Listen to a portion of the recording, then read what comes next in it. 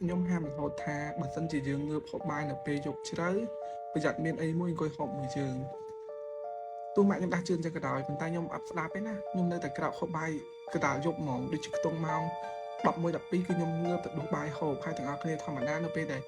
ដែលម៉ាក់ខ្ញុំស្លាប់ហាមចឹងហើយខ្ញុំអត់ហ៊ានបាត់ភ្លើងអីញ៉ៃញ៉ៃដោយសារខ្ញុំខ្លាចចឹងណាគឺខ្ញុំទៅដួសបាយហូបធម្មតា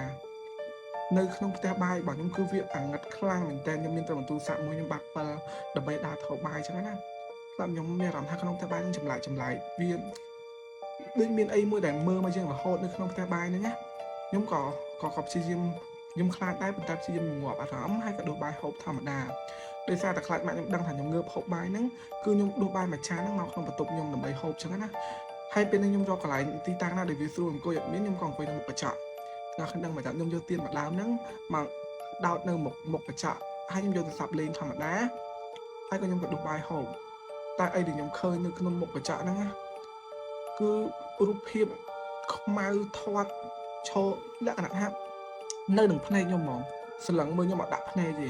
ស្លឹងមើលខ្ញុំអត់ដាក់ភ្នែកទេហើយពេលនេះខ្ញុំស្លុតខ្លាំងមែនតើខ្ញុំស្រែកមកទៅហឹងដល់ពេលម៉ាក់ខ្ញុំបើកទ្វារចូលមក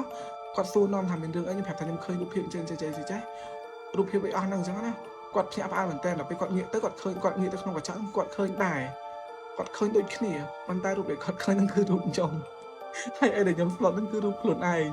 មូលហេតុដែលបានខ្ញុំហាមអត់ឲ្យហូបបាយពេលយប់នឹងអស់នេះដឹងតែអ្វីថាពេលយប់វាធ្វើយើងឡើងគីឡូប៉ុន្តែខ្ញុំអត់ស្ដាប់ទេខ្ញុំតែងតែងើបលួចហូបបាយពេលយប់ចឹងហើយទៅរូបភាពដែលខ្ញុំឃើញហ្នឹងគឺរូបខ្ញុំខ្លួនឯងនៅមុខកញ្ចក់ហ្នឹង